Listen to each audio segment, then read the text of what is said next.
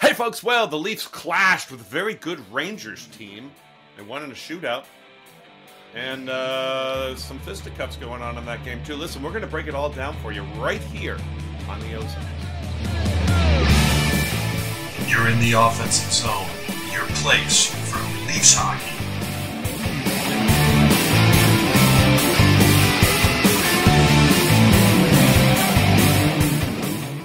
Hey folks, welcome to the OZone. That's Coach. We love you, KD. I'm the Devo. We're here to talk all things Leafs. I'm coming to you from downtown Toronto in the OZHQ. Coach, where you at? Hey, I'm in London, international headquarters. Actually sunny this weekend. It was a nice weekend. Hey, Nice. Devo, I was out at some flower market or something, walking along, see a guy in a Matthews jersey. Crazy. He's from here. He did a vacation and he went to the All-Star game. He's walking around in his Matthews jersey. I'm telling you, we're everywhere. Everywhere. That's crazy. Listen, folks, hit subscribe, ring the bell. You got to do that. Don't miss any content. Like, share the video. Helps us spread the word. And leave a comment. Lots of you are doing so. We love engaging with you. It makes us better. Okay, Coach. 2 Ilias started for the Leafs on Saturday night. I know you like that. Only one survived the match. So let's start with Lyubushkin. What do you make first of the trade? Because we haven't even had a chance to really hit it up here on the pod. And then, of course, the injury. What do you think? Yeah, 2 Ilias and an Igor. I mean, what an embarrassment of great names in that game. Yeah, so the trade, like an inordinate amount of talk on the socials and Leafs Nation, really fired up about this. It seems to be 2 distinct camps. One camp saying that's a terrible trade. The analytics aren't there. It's an awful trade. Funny how those same analytics guys loved the trade when Dubas made it a couple years ago. Anyway, There's one camp, and the other camp is saying, look, this is a solid depth move. Especially if more is coming. Surely this can't be it. And I think Treliving was talking about that afterwards too. Look, I'm in the second camp. It gives the Leafs more depth on D, which you need if you're going to go on any kind of run. But basically it gives them another third pair guy. Like you look at the roster, you got 6 of those guys now. There's at least Connor Timmins, Benoit, Lagesson, Gio, Max Lajoie if you need him. And you may, some people, it could be Liljegren and even Brody this year too. But at least Lyubushkin shoots right. He shoots right. So, like, I hope he's okay for the injury. But, man, just like Gio, like, that was tough to see. I mean, Gio fell. That's one thing. This hit, we'll talk about it in a second. But, it was tough to see. It just, wanted him to get back and get into a groove. He sure seemed happy to be here, didn't he? Yeah, no, he did. I think anyone who gets off a sinking ship is pretty happy to be somewhere. And he gets to look over at his defense partner, and it's 44, and he's penciled in for 22 minutes a night. I mean, who doesn't want that? And maybe before we go on, should we just... we'll get it later. We'll talk about the other Ilya later. Big hit by Rempe. A mountain of a young man. We made much ado before the game, I believe, Coach. You can catch that in a previous episode, folks. But he and Reeves had a spirited confrontation afterwards. I'm actually a bit surprised that Reeves kind of made that happen, and I thought he acquitted himself rather well. What are your thoughts on that? Yeah, so first off, if you watch that video, apparently, that's one of our most watched videos, the talk about that fight. I said I didn't think they were going to fight, and I was wrong. And actually, the circumstances kind of dictated it. That hit, it was a dirty hit. He was charging for sure, right? And he left his feet. Guy's 6'7". He doesn't have to leave his feet. So it really kind of gave Reeves no choice but to hold him accountable. And if you think about it, there's 6 minutes left in the third period of a 1-goal game. That's not when you want to fight. especially if you're Toronto up one, right? Mm-hmm. But kid took Lyubushkin out, so Reeves gave it to him. I don't know if you saw, like, Rempe kind of looked at the bench, like, He got permission. yeah, He got permission. yeah. Yeah, So no look, question. I was saying that, like, there's not Reeves is an established guy. There's nothing in it for him to beat the kid. If there's lots in it for him to lose if the kid beats him. So all credit to him. He gave away a ton of size. Here's a little shot here of them just squaring off. Look how big this guy is. Oh, he's massive. It reminds me of this. Remember Rocky squaring off with Ivan Drago in Rocky 4? Yep. Like, look at the size difference there. He goes, I must break you, right? But just like Rocky, Reeves got it done. Remember that speech afterwards? Rocky's there. He's right in the middle of Russia, and the guy's translating for him, and he goes, if I could change, and you could change, everybody could change. Yeah, and then Gorbachev stands up. Come on, Rocky. Anyway, the crowd was pretty fired up here too. Look, I'll leave you with this. The Reeves, it's unbelievable how much better he's been. Remember his first 14, 15 games? He was dash 13. Yeah. And everybody was saying that he can't play. And he was so bad, it took people's mind off the atrocity that was John Klingberg's signing. Yeah. So, like, that's crazy. He's been legit good. In fact, he squeezed Nick Robertson out of the lineup. He's been good. Yeah. So, and I think a lot of this has to do, and we've touched on this already several times. I think a lot of this, the DNA of this team has changed. I really do believe that in the last couple of months. And they're throwing their hits around. They're throwing their body around. They're mixing it up certainly a lot more. It'll be interesting to see if this pays dividends down the road. If this truly is a more veteran team that's not as soft as we've seen really over the past 8 years. And I think a guy like Reeves was a fish out of water to start the year. But now the team's playing with a little bit more jam, and we'll see how it works out. Hey, did you see? Maybe we'll put the picture up here too. The game before, Reeves also fought, and they showed a little shot of Matthews on the bench afterwards. And he was legit fired up. Like, look, I can only imagine being a skilled guy like that, not having to worry about it because you got a guy like Reeves. Like, that's what they've always said, right? Still, you have to be able to play. Yep. You can't be Colton Orr. Like, you can't put out there.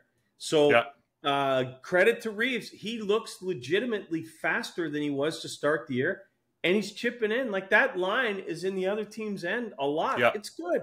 It's true, and they did it several times the other night too.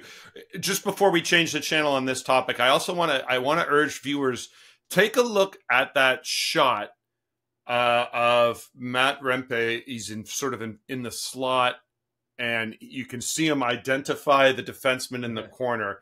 He takes 3 strides, and he is there quick. For a big man, he had intent. He really wanted to hit this guy, but he got there in a hurry.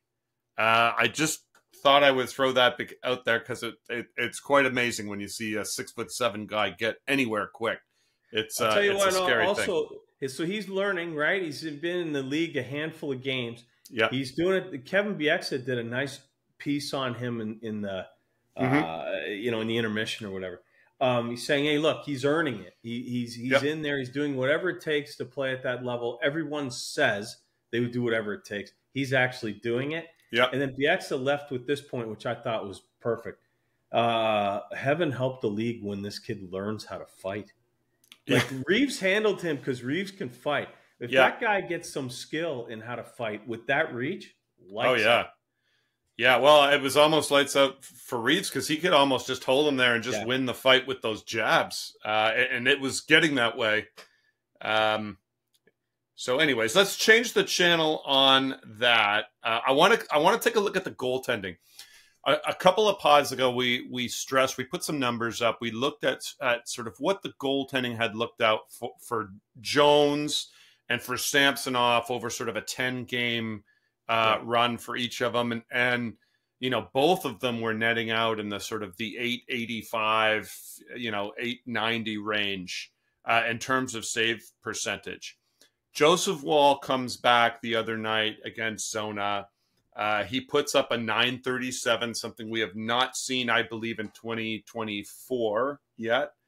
And then Sammy comes back against a very solid team, and he makes some significant saves to keep that lead in the third period with a 914 save percentage. Also,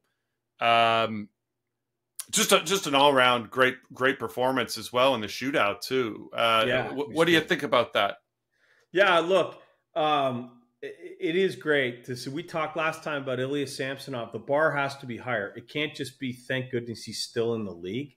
Yeah. It has to be good. Now, I mean, game by game savers, that's 2 games, right? Same percentage. Doesn't really matter much. It's tough to measure that. It's like saying Vlad Guerrero hit 250 last night, 1 for 4. Right? Yeah. Like, it's better over a longer period of time, but there's no arguing that it's certainly encouraging.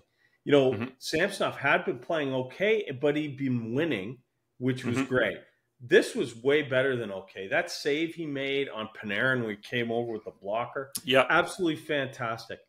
But even better than that, as you pointed out, Joseph Woll, he looked like he never left. Yes. I mean, he may have been the best Leaf in the second and third. They mailed it in versus Arizona. He was mailed it in, and like you always say, Devo, he was quiet. Like Shrek would say, "It's quiet, too quiet." You know, it's funny that this tandem now. You've got Samsonov, maybe flash the leather there too. We have one guy that's capable of making the acrobatic save. Yeah. But here's the thing. It's better to have the other guy who doesn't need the acrobatics. That's right. He's just right in here. Everything's hitting him. Quiet. Nice. Just nice and quiet. I love that too. I agreed. So the goal situation seems to be solidifying a little bit. It's certainly very early. We got to see Woll in action, I think, a few more games. And hopefully he's the impetus that raises that floor like you were talking about for Samsonov as well. He, if you recall, in Samsonov's big year, which I guess was last year, when he was actually, I guess, battling for playing time against Murray. I remember there was a game where Murray actually had a shutout, and the next game he came back with a shutout. Yeah, and it was Dallas. I was at that game. Murray was unbelievable in that game. Yeah. But my 2 cents of just seeing what he's done with this franchise with the Leafs, Samsonov I think he needs to be pushed, and you're not going to get that from Jones. When he's the guy, he can get into his head. I think he needs a legitimate anchor in the net like Woll, and so we'll see what happens there. But anyway, I don't know if you saw any of the media, but he and Lyubushkin are buddies, and I think it's good for him to have another Russian there. They seem genuinely happy to talk to each other. For sure. Unfortunately, Lyubushkin gets hurt. Hopefully it's short term. But that could help him too. But I think you're right, though. Yeah, like that's a legit fight for minutes with Joseph Woll, where it really never was going to be with Mark Jones. Yeah. So we got goaltending position maybe solidifying over here. We bring in a right shot addition, assuming he's back in the lineup in a few days at the least. Are the Leafs done? What else could they do? What else should they do? Yeah. I thought Treliving's comments were really interesting afterwards. So they had the double retention, and they gave up another pick, the 4th round pick, to have Carolina, hold 50% of what was left, right? So the Leafs are paying them $680 or something. He said that gives us more flexibility to do more stuff. I like that. I think they're going to try everything, but here's the challenge. We put this up last time about their cap space before Yarncroc came back. It looked like there was a lot. Well, now Yarncroc's back. Yeah. And Robertson, at least temporarily, is down to make room for Lyubushkin's spot.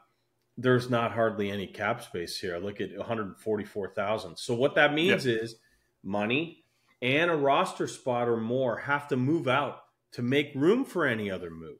Mm-hmm. So I like that he's saying he's not done. And, you know, I also think there's another debate raging among Leaf Nation. Do you hold back? Like there was an article in the Athletic just today. Do you hold back or do you go for it? Is every asset in play? I think every asset should be in play, but for the right deal. Sure. I wouldn't flip the first for a rental. I certainly wouldn't flip Easton Cowan. I think that's the biggest asset. Nope. Rental, I don't think he's going. Everybody needs to be in play. And it's trickier, right? Because the teams that are looking to move really good players, which we want, they'll want picks and prospects. We have to move roster players. Yeah. So it gets tricky. But I do think they're trying something. And here's the thing. Because it's tricky, you can't fill every hole. Like, it's been argued that the Leafs still need a solid defenseman. It's also been argued that Max Domi is going to be a problem if he plays center for you in the playoffs. Like defensively, that's a real problem. Mm-hmm. Well, I don't think he can plug both. So which is worse?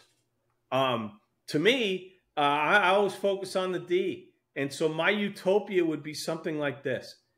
I would, if we could add a legit guy who can play in all situations, top 4 right defenseman, this is what it would look like. Now, I've got Lyubushkin or Benoit as the 6'7" guy. You could argue maybe it's Liljegren's 6'7". I'm just showing this as an example. Yeah. But my goodness, TJ Brody as your third pair on his strong side. This is pretty solid. Like you can win with this. Yeah. So then you might say, well, then who would you get? Well, here's a list of 6 guys, each of which is either a righty or can play the right side and is signed for this year and next. The smallest guy here, Rasmus Anderson, is probably the most offensive guy, and he's 6 feet. Like these guys are all big, but look at the price tag for all of them, right? Yeah. If you could ever pry Will Borgen out of there for 2.7, you could make that work. The rest of them are up there. Oh, every guy here except David Savard is 31 and under too. So, you know, you would be buying this year and next. You'd have a rock solid top 4. I'd love to see this done. But again, Devo, easier said than done. There's nothing to work with. It's either send somebody back in a deal, like it's a significant amount of money to be able to fit this in, or you got to go make another move somewhere else or waive a guy or whatever. But I don't know how they do it, but I sure hope they do something like this. I look at that list of names, and I'm not a big fan of the idea of acquiring any left-handed D, but I look at those 2 names right there, and I love those guys. Yeah, like Chychrun is legit D. He's legit. Yeah. I mean, he might be the best guy on this list, him or Larson. And Alexiak, the thing about him is, whether he's playing well or not playing well, he's 6'7" every night. Every night. And he's if you watch his games, when he's not into it, he's not into it. But when he turns on, he is nasty, that guy. Yeah. Just absolute sandpaper. Too, right? You don't think he's going to be fired up coming home to play? And having to hear about his sister's a better athlete, which she is. But, I mean, I would like – we'll find a spot for him. He can play the right side. But, man, hey, if he's like, I want to play the left, okay, play with Jake McCabe. Is that any good? How many years does Alexiak have on that deal? He's got this and one more. So maybe a team would be willing to take a Brody as an exchange. You lose a year. You got to, Look, there's too much. You know. There's depth, which we talked about at the beginning is good, but they have 9 NHL caliber defensemen now. I don't need 9 if you're going to add one. Right? Yeah. You got to flip something back. And, I think you got to send something out. And the good thing about that for a team like Seattle, who did make the playoffs and made some noise last year, and they're having an off year here, is Brody's deal expires. Yeah. So you're not going anywhere. Take that on for a couple of months, then go get somebody else. Use that $5 million and go get somebody else. Yeah, yeah. So there are options out there. It's going to be expensive. I don't know how you pull it off, but geez, it's going to get interesting. We've got a few days left here until that deadline, so we're going to keep you posted. As news breaks, you'll hear it here from us. We'll give you the straight goods. We'll give you the commentary. And you can expect that of your folks over here at the Ozone, right here on the Ozone. Yo, Adrian, we did it.